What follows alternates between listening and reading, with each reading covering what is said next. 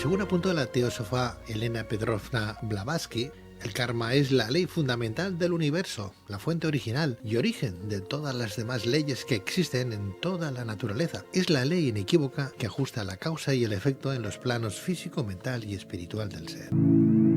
Pero, ¿cuál es la trascendencia de la ley kármica? ¿Existe un karma de mérito y un karma de demérito? ¿Cuáles son los 4 principios fundamentales del karma? ¿En qué 10 categorías condensó y clasificó el Buda el infinito número de acciones que genera la mente humana?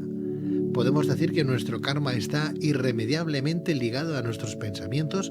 Si cambiamos nuestros pensamientos, ¿cambiamos nuestro destino? Para responder a estas y otras cuestiones tenemos con nosotros al doctor Isaac Yaulí Dávila, doctorado en Psicología por la Universidad Complutense de Madrid, psicoterapeuta, especialista en Psicología Clínica y Psicología Junguiana, colegiado en el Colegio de Psicólogos de Cataluña, conferencista internacional, miembro colaborador de la Sociedad Teosófica Española y coautor de numerosos libros. Doctor Isaac Yaulí Dávila, buenas noches. Hola, Pedro, buenas noches. Buenas noches y bienvenido, estimado Isaac. Gracias. Para empezar a hablar de la trascendencia de la ley kármica, hay que apuntar que personajes como la teósofa Elena Petrovna Blavatsky hablaban de la acción física del karma y de su acción metafísica, pero ¿en qué sentido hablaba de un karma de mérito y un karma de demérito, Isaac? El concepto de karma es un concepto más profundo de lo que el público tiene concepción. En realidad, la palabra se ha vuelto ahora más popular, en parte por las enseñanzas orientales, pero ya la tenía también el cristianismo, la tiene en algunas de las enseñanzas de San Pablo. El karma de mérito y de demérito es toda aquella acción que está relacionada con acciones virtuosas o acciones muy positivas donde, vamos a decirlo así, el ego personal tiene poca intervención, o sea, espontáneamente llevar a cabo una acción muy positiva sin que realmente tú te lo hayas cuestionado, prepararla y hacerlo. Eso sería el demérito. Y el karma de demérito, o sea, aquellas acciones que no son virtuosas o no virtuosas, como le llaman los budistas, todo aquel acto que está no solo haciendo sufrir a otros seres, incluyendo a los animales, al entorno, sino que va incluso contra tus propios conceptos morales y éticos personales. Eso se podría llamar así como una definición general. O sea que el karma, siempre nos han dicho que, por otra parte, es algo que tenemos que cumplir. Es una acción, un trabajo que no se cumplió, no se resolvió en vidas anteriores y que todavía en esta vida debemos de hacer frente. O sea que ese karma de lo que tenemos que cumplir también habla entonces de lo bueno y de lo malo que nos viene a cursar el día presente. Hay un ejemplo. Yo estuve el año pasado a finales en un retiro donde estuve estudiando mucho este tema y era muy interesante la manera en que lo decía el instructor. Decía, imagínese que usted tiene un jardín y que usted pone semillas, las va sembrando vida tras vida, semillas muy positivas, virtuosas, como acabamos de hablar, semillas neutras que no tienen ni son buenas ni son malas, y semillas no virtuosas o de maldad, en toda la variedad que puede haber. Esas semillas están esperando de alguna manera florecer.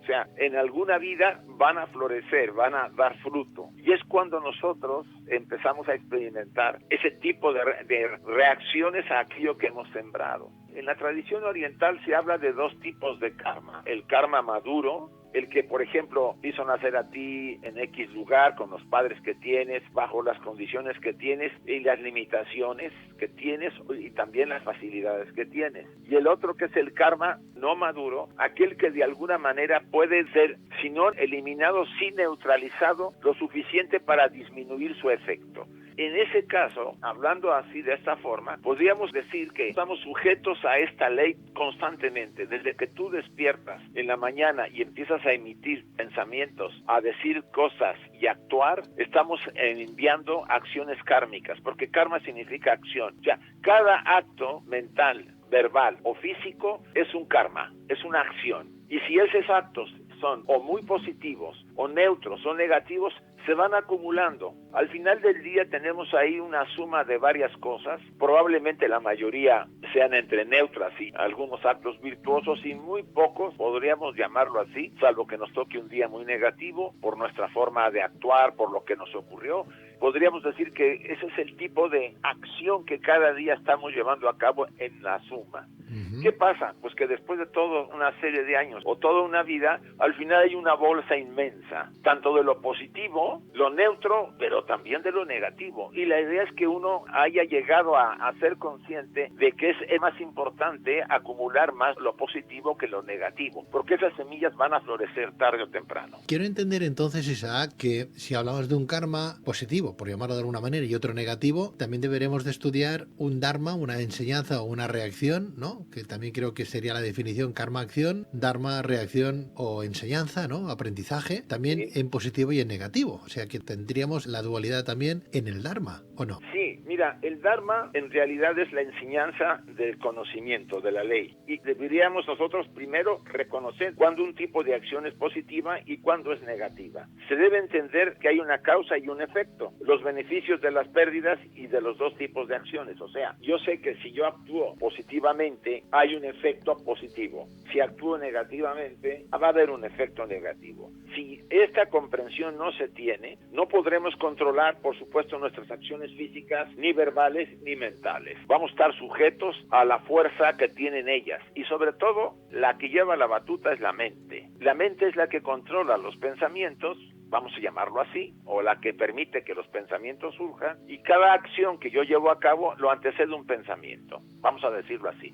Hay una intención en mi acción, sea verbal, sea física, o sea simplemente mental. Entonces, si nos referimos a algunos de los principios, por ejemplo, del karma, podemos decir que la felicidad y el sufrimiento son los respectivos resultados de un karma virtuoso y de un karma no virtuoso. Sí, mira, hay un pasaje en el libro de Pablo que dice: nadie engaña a Dios, el que siembra espinas recoge espinas, el que siembra rosas recoge rosas. Ahí ya está hablando de la siembra, de la semilla, en esta alegoría que yo tuve, que a mí me dieron a ver. Lo único que aquí se agrega, que no se acaban esas semillas si no han florecido totalmente en una vida. Pueden florecer en la siguiente, porque estamos hablando de la reencarnación. Desde la visión oriental, sobre todo la budista, nosotros venimos en un largo viaje en donde hemos ido sembrando en diferentes vidas diferentes tipos de semillas, algunas llenas de bendiciones, porque actuamos de una manera muy positiva, y mucho de lo que ahora recogemos y que hemos tenido tiene que ver con eso. Pero también esos momentos de sufrimiento y dolor. Por ejemplo, si tú naces y tu padre o tu madre muere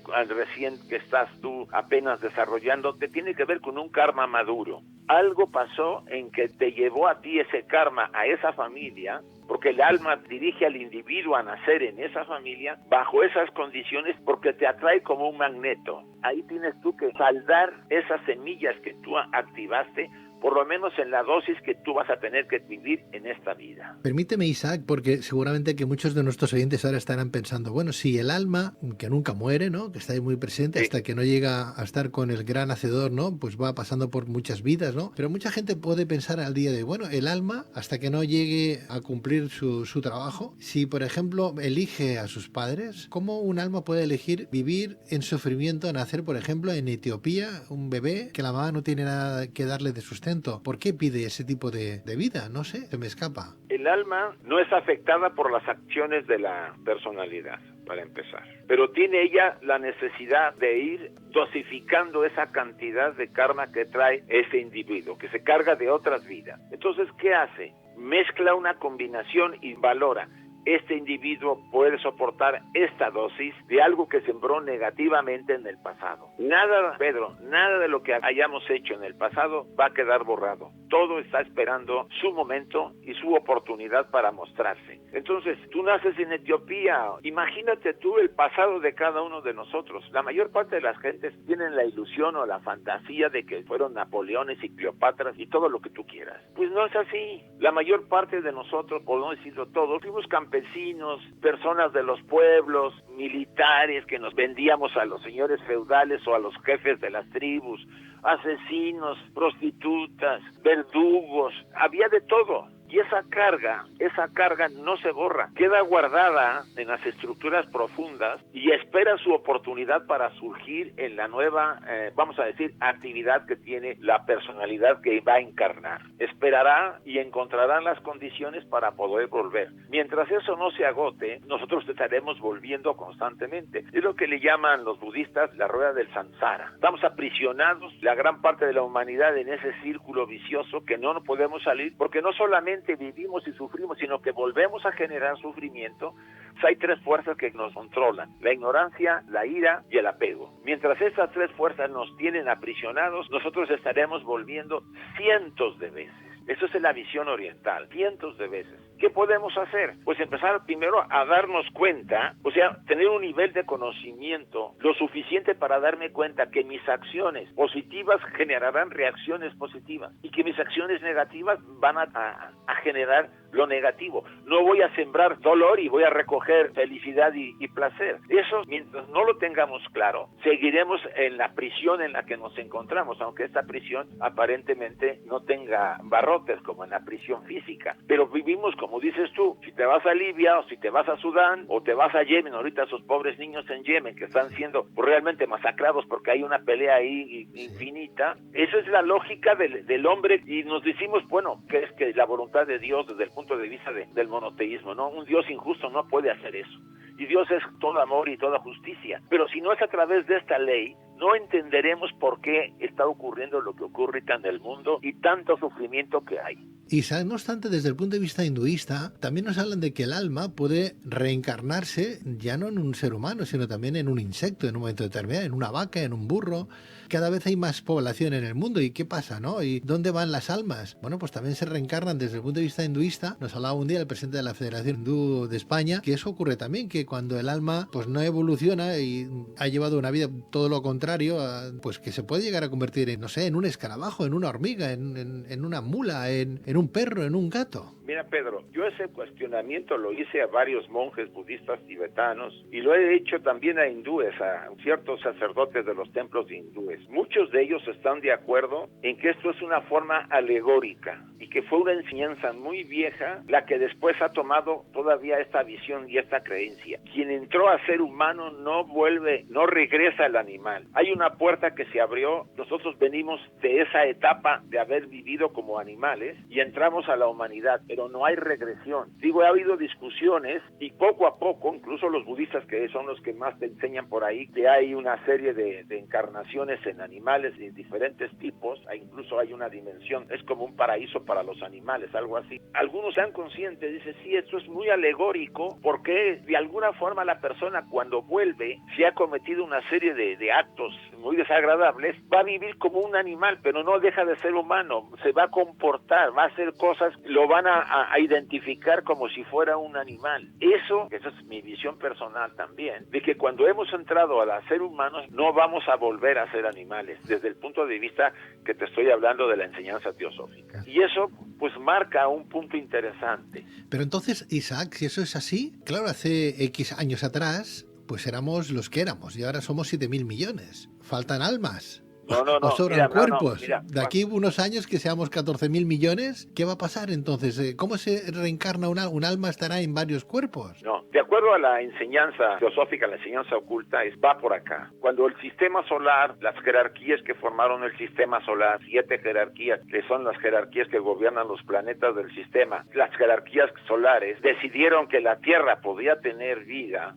Esta visión es muy mítica, pero viene en la doctrina secreta para los interesados. Tomo 3, Antropogénesis, pueden ahí estudiarla. Decidieron traer las llamadas mónadas o espíritus, para que entienda el público. En el argot teosófico se menciona mónada, viene de monas, unidad. Espíritus que venían de otras evoluciones, entraron a la Tierra para crear lo que serían después las humanidades que iban a haber. Por supuesto, en la formación del sistema solar, por lo menos lo que dice en la literatura de los Upanishads, de las obras orientales, nos hablan que hubo 55,000 millones de seres espirituales, vamos a llamar el espíritu, todavía no había estructura personal, que entraron para formar parte de la evolución en el sistema solar. Ahorita estamos solamente encarnados 7.500 millones o un poco más, porque ven que esto se va moviendo. Todos tenemos una participación de esa alma, el alma universal. Es como si nosotros tuviéramos un reflejo de algo que cubre todo nuestro universo y nosotros poseemos esa divinidad en nosotros, tanto el espíritu como el alma y el cuerpo. Esa es la clasificación de Pablo para no crearle a nuestros oyentes dudas. Entonces, el alma sostiene de alguna manera el espíritu y ella permite que la estructura personal, la personalidad, también tenga su lugar para aprender y experimentar. Venimos a experimentar y aprender, a evolucionar, a que nuestra conciencia sea mucho más amplia y que cada vez podamos darnos cuenta de las leyes que gobiernan no solamente nuestra vida personal, que son las leyes universales, sino de esta ley que es tan importante. O sea que todavía faltarían 36.000 millones, ¿no?, de almas por reencarnarse. Que habitan en varias dimensiones, porque no estamos en un único plano. Acuérdate que hay más de 10 dimensiones. La misma ciencia nos dice, David Bohm decía que había 10 dimensiones o planos de conciencia. La enseñanza oculta nos habla de 10 hasta 12 por los signos zodiacales, etcétera. Todos están llenos de seres, de huestes divinas, angélicas, de dioses, etcétera, etcétera.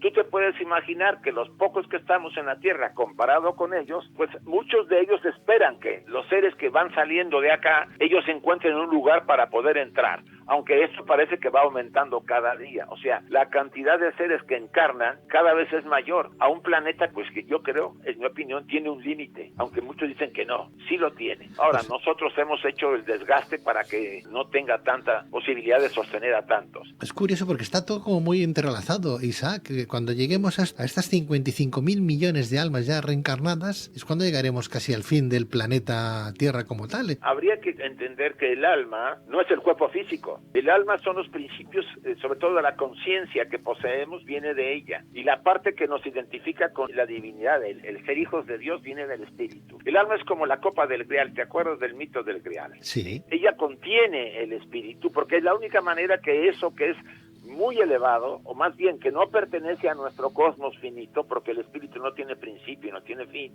sea el alma el receptáculo de él y impulse a los seres humanos a convertirlo en lo que somos. Parafraseando a Juan, ¿no? Vosotros sois el templo del Dios vivo. El Dios vivo está en nosotros. Es ese espíritu que habita y que espera de alguna manera potenciar todo lo que contiene para que yo me convierta en un ser especial, en un ser que libere, que se libere y que libere a la gente que hay alrededor. El proceso del sendero espiritual. Hay 4 principios fundamentales del karma, ¿no?, que serían, Isaac, creo que es la felicidad y el sufrimiento, son los respectivos resultados del karma virtuoso y del karma no virtuoso, que antes hemos comentado. El karma se incrementa por lo que sus resultados pueden ser más grandes que la causa. Y eso es muy importante, ¿eh? Te voy a poner un ejemplo de Sí. Benjamin Franklin. Él lo pone en un verso. Él dice, el hombre que ponía las herraduras a los caballos en la guerra civil norteamericana puso mal una herradura. La puso mal porque le puso un clavo defectuoso, pero no le dio importancia. El caballo salió y iba cabalgando con un mensajero. El caballo tropezó porque la herradura no le funcionó. El mensajero cayó y fue aprisionado y después fusilado. Todo empezó por un clavo defectuoso que el herrador no tuvo atención de cambiar. Un pequeño acto generó un dramático desenlace. Nosotros no sabemos lo que puede pasar. Imagínate a un dueño de un negocio que ese día se le ocurre que no les va a pagar a X persona que ha estado trabajando porque necesita ese dinero y no le va a dar el dinero a esa persona. Ese pobre que esperaba el dinero para pagar algunas deudas o ayudar en su familia, en su casa, no puede tener el dinero y afecta con eso. A lo mejor le quitan cosas, a lo mejor la familia va a padecer cosas, porque en un momento se le ocurrió al sujeto dueño del negocio que pues mañana le pago el fin de semana. Ese tipo de cosas que la gente no se da cuenta, que un pequeño acto, tanto positivo como negativo, puede crear efectos inmensos. El Buda tiene muchísimas historias de acciones, tanto positivas como negativas. Por eso a la gente se le motiva que trate de ayudar, aunque sea dentro de las limitaciones que tenga, porque no sabe lo que puede contribuir ese pequeño acto. Hay otro principio fundamental del karma que sería, pues, que no recibirás resultados de un karma que tú no hayas producido, ¿verdad, Isaac? Y tan pronto el karma es creado, nunca se pierde, salvo que le apliques el antídoto. Ah, mira, lo de los antídotos, eso es muy interesante. Sí. Hay varias tradiciones. La hindú habla mucho de que es posible quitarse el karma de encima en cierto sentido, si no es maduro. Siempre hablaremos del no maduro. Los budistas también dicen lo mismo, que se puede. La técnica a mí no me parece mal, y esta viene de uno de los maestros de sabiduría. La aplicación del antídoto se le denomina los 4 poderes. El primero se llama el poder de remover. Un sincero rechazo de la persona a todo lo que ha hecho en el pasado. O sea, si yo robé, engañé y manipulé, darme cuenta de eso que he hecho y rechazar definitivamente eso que he hecho. Segundo, buscar a la gente que yo lastimé si es que llevé a cabo esos actos contra alguien. No solamente pedirles perdón, sino restituirles hasta donde yo pudiera aquello que les quité, si es que les quité algo. El tercer poder, también muy interesante, se llama antídoto. Es la aplicación de prácticas meritorias como meditar en eso o hacer oración, pero una oración profunda de corazón. Tiene un gran poder la oración cuando se sabe hacer bien. Hay mantras especiales para la purificación. El cuarto poder es jamás en el futuro volver a repetirlo. Pero todo esto debe ser de corazón, no como a veces sucede con la confesión. Lamento decirlo, y no en todas las personas, porque hay personas que saben tratar de llevarlo. Hay gente que se confiesa y sale y dijo, pues ya me limpiaron, pues ahora vuelvo otra vez a la... Sí. Tú lo sabes. Sí. Ese es el tema. Sí. O sea, no hay una profunda convicción del cambio. Este es el famoso antídoto. Y por supuesto, recomendarle a la persona, después de hacer esto,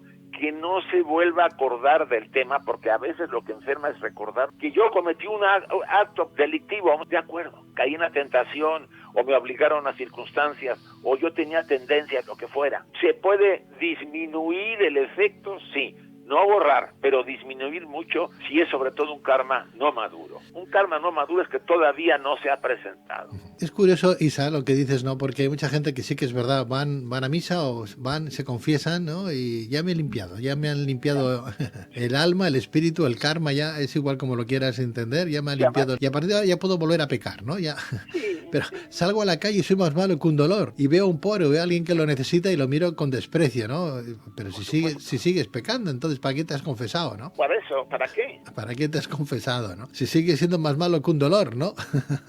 Bueno, está muy bien estas enseñanzas que nos estás dando, pero creo que nuestra mente tiene incontables pensamientos que generan incontables acciones, y en ese sentido, ¿en qué 10 categorías generales condensó y clasificó el Buda, Siddhartha Gautama, el infinito número de acciones que genera la mente humana? Cuéntanos. Él hizo un trabajo increíble. Redujo las miles de acciones que los humanos hacemos a 10. No recuerdo todas, pero puedo citarte la primera: no matar, que se parece mucho al decálogo cristiano. No matar, no robar. O sea, el no robar es más amplio de lo que se imagina la gente. No es solamente no tomar lo que no te dan. Tiene que ver con muchas variantes que hay alrededor. Lo mismo sucede con el caso del no mentir. Para mí, de todos, el más complicado. ¿Por qué? Porque en el ambiente en que vivimos, mentir es el deporte, y tú lo sabes. La gente miente para quitarse de encima problemas, miente para evitar alguna situación complicada, miente porque ya se acostumbró, inventa para llamar la atención, etcétera, etcétera. Eso cuesta muchísimo, porque también dice el Buda en este caso, dice, si usted escucha que alguien está mintiendo y usted sabe la verdad y calla por no tener problemas, usted es cómplice de ese sujeto.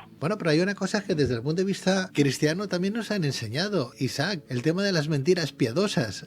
No, porque el mismo Buda lo decía, y decía, si usted con su verdad va a decírsela a alguien y sabe que la va a hacer sufrir, usted cállese la boca. Primero está la compasión, no hacer sufrir a otro ser. Aunque usted tenga la verdad, no puede ir con ella si alguien no puede entenderla, y va a sufrir si usted se la dice. Claro, bueno, hay que recordar que las 4 nobles verdades del Buda, que hablan de esa sensación del sufrimiento, primero el sufrimiento en sí, luego el origen del sufrimiento, la cesación del sufrimiento, y después la 4ª noble verdad, que habla del octuplo creencia o valor que tiene el ser humano, ¿no? De esas 8 creencias que hablan también de ese sufrimiento, ¿verdad, Isaac? A mí, una de las cosas que me atrae mucho del budismo es esa infinita compasión que tienen para no hacer sufrir a otro ser. No solamente eso, ¿no? Ves que las cualidades que se requieren son compasión y sabiduría. Compasión para poder darle la mano a todos los seres, pero con sabiduría, no a lo tonto. Por eso la sabiduría es muy necesaria para que la compasión se aplique correctamente. ¿Y si cambiamos nuestros pensamientos, entonces? Ese es otro tema. ¿Qué le pasa a nuestro destino? Cuéntame, sí. Mira, dentro de los temas que tenemos, y creo que eso lo dicen muchas de las escuelas escuelas, incluso escuelas filosóficas, la mente es el hacedor de todo lo que hacemos. Tú lo sabes, antes de cada acto hay un pensamiento. Y antes del pensamiento yo generé una intención. Por ejemplo, ¿qué intención tienes tú para hacer este programa desde hace 40 y tantos años? 30 años. 30. Sí. A ver, ¿qué intención has tenido, Pedro? Sí, pues dar crecimiento, aprender, pero sobre todo, más que dar conocimiento a los demás, darme conocimiento a mí mismo, o sea, querer aprender de muchas cosas y luego compartirlas. Esto tiene que ver mucho con la compasión y con la ayuda a todos los demás. La intención es muy elevada y yo casi estoy seguro que mucha gente a la que ha oído el programa, porque a mí me lo dicen constantemente cada vez que hay una charla, oye, que Pedro, que aquí, que allá, le has inspirado. Eso lo vas a tener que aceptar, Pedro. Son medallas, más de las que ya físicamente te han dado, porque cada ser que haya escuchado el programa y haya hecho cambios en su vida, porque le pareció interesante una opinión o tu comentario, va a tener efectos secundarios muy amplios. Acuérdate lo que decía el segundo principio, pequeñas cosas crean grandes cosas. Entonces, creo que la enseñanza está en todas partes, Pedro. La tenemos en el cristianismo, la tenemos en el budismo, en el hinduismo, en otras de las tradiciones, pero nos falta ponerlo en práctica. La gente se ha conformado, y eso yo le hago totalmente caso a Teilhard de Chardin, a este teólogo. La gente dejó de imitar a la vida del Maestro Jesús y ahora se conforma con creer. Eso no funciona. Creer no me va a ayudar a salir adelante en mi vida. Tengo que poner en práctica los principios que profeso y el cambio se daría, es real. Obras son amores y no buenas razones, querido Isaac, ¿no? Pues sí. San Pablo hablaba de fe, pero Santiago hablaba de hechos y de fe, pero con obras, ¿no? Porque si no, la fe queda un poco insulsa, ¿no? Ahí. Queda media hueca. Bueno, al piropo que nos echabas, querido amigo y compañero, quiero decirte que este programa no sería lo que es si no tuviera gente de la calidad humana, del prestigio social y sobre todo del corazón que tiene nuestro invitado Isaac Yaulí. O sea que, gracias, Isaac. Bueno, yo creo que todos los que estamos tratando de transmitir o de compartir nuestras experiencias, hacemos algo. Y fíjate, quiero retomar lo que me preguntaste sobre la mente. Dado que la mente es la que hace, bueno, normalmente es la que decide, emite pensamientos o virtuosos o no virtuosos o neutros. A mí, recordando en ese retiro en el que estuve, uno de los instructores decía que yo lo transmito para ver si la gente lo puede entender, y yo creo que sí, y lo puede poner en práctica. Trata cada momento del día de emitir pensamientos virtuosos, o sea, pensamientos positivos. Primero te vas a tener que obligar, porque no lo vamos a hacer normalmente. Estamos demasiado distraídos. Cada vez que me acuerde, lo voy a hacer, y constantemente. ¿Qué va a pasar? Primera, voy a empezar a deducir de mi parte espiritual esos aspectos positivos, si yo no los tengo muy desarrollados. Segunda, voy a neutralizar aquellos pensamientos negativos que quieran entrar, porque hay una ley en el estudio de la mente. Dos pensamientos no pueden estar en el mismo lugar. Entonces, si yo estoy constantemente pensando en cosas positivas, virtuosas, no solamente para mí, para mi familia, para el país donde vivo, para todos, en lugar de estar criticando y lanzando pullas y maldiciones, ¿qué va a hacer? Pues que voy a ir cambiando y después me voy a acostumbrar a hacerlo. Esto a mí me pareció una enseñanza muy interesante y que podría ser muy práctico para mucha gente que nos escucha, que empiece a tratar de pensar constantemente, desde que se despierta en la mañana, decir, este día me propongo ser una persona equilibrada hasta donde yo pueda y ayudar a todo aquel que se acerque y que me pida ayuda y que yo pueda dar. Y voy a tratar de que aquellas situaciones complicadas esté yo sereno y tranquilo. Simplemente que lo empiece a hacer como una proposición personal. Y después que vaya vigilando, porque aquí los que practican o practicamos el mindfulness o la famosa mente completa o conciencia plena, atención, sí, nos ayuda mucho porque vamos a estar atentos a no estar dejando que entren los pensamientos de cierto tipo cuando algo no me gusta, sobre todo la crítica. Vamos por la calle criticando, hay que detenerlo. Una herramienta que detiene esos pensamientos que entran y no podemos pararlos es la meditación. Que trate las personas de meditar por las mañanas para serenarse y serenar su mente. Y van a estar más atentos en el día y van a notar que esos pensamientos que antes entraban como Pedro por su casa, ahora pues tienen que pedir permiso o no entran. Te lo digo porque sí es posible hacerlo, sí se puede conseguir, pero uno debe practicarlo. La enseñanza, como tú lo dijiste, si no hay práctica, de nada sirve saber muchísimas cosas, pero no lo pongo en práctica. El pedagogo y filósofo Gerardo Schmidlin apunta que lo único que sí podemos cambiar es la interpretación que hacemos de los acontecimientos en sí, conociendo y comprendiendo cómo funciona nuestra mente. Y está claro que, tal y como apunta el doctor Isaac Joly, los pensamientos pueden generar acciones, las acciones generan formas de expresión, cómo nos van a entender y cómo vamos a tratar al mundo, y ese trato nos va a reportar pues mayor felicidad o menos felicidad en función a cómo tratemos también a nuestros semejantes. Dicen que la lengua no tiene huesos, pero que rompe muchos, Isaac. Hombre, ahí tú sabes muy bien que hay una palabra mal dicha en un momento dado a una persona, sobre todo si esa persona está sensible, la puedes acabar en lugar de ayudarla. Yo recuerdo en mi etapa de maestro en la universidad, o al final de la carrera de los chicos, una vez algunos me vinieron a decir, oiga, usted dijo algo en la clase que me ha hecho hacer las cosas de otra manera y se lo vengo a agradecer. Yo dije, mira, ni siquiera me di cuenta de que eso puede ayudar, y es cierto, una palabra dicha, sobre todo a un joven, a un niño, en el momento adecuado, lo levantas, lo vuelves quizá una persona, vamos a decir, más desarrollada porque tienes una visión diferente, o la hundes. Y eso es el gran problema, sobre todo en la educación, que a veces destapamos, como dices tú, la boca o el caño cuando hablamos y decimos tonterías e insultos a un niño o a un joven, que son los que son afectados por esto. Como siempre es un verdadero placer, querido maestro, querido profesor, querido amigo. Gracias. Me encanta hablar contigo. Mira que hace años que hablamos y es cada día que hablo contigo más me sobrecoges. O sea, es una cosa tremenda. Eres una persona que te has documentado muchísimo, que has trabajado mucho, que te has cultivado mucho y que hoy tenemos la fortuna de tenerte en este programa desde hace años para hablarnos de esa forma de entender el mundo y a nuestros semejantes tan particular, ¿no? Y tan positiva. O sea que, como siempre, de verdad, Isaac Joly, muchas gracias y ojalá te tengamos 30 años más en este programa, que son los que lleva este programa haciéndose. Yo solamente quiero dar una última palabra, que las personas que nos escuchan no se den por vencido jamás. Apenas recientemente el Dalai Lama hizo un recordatorio.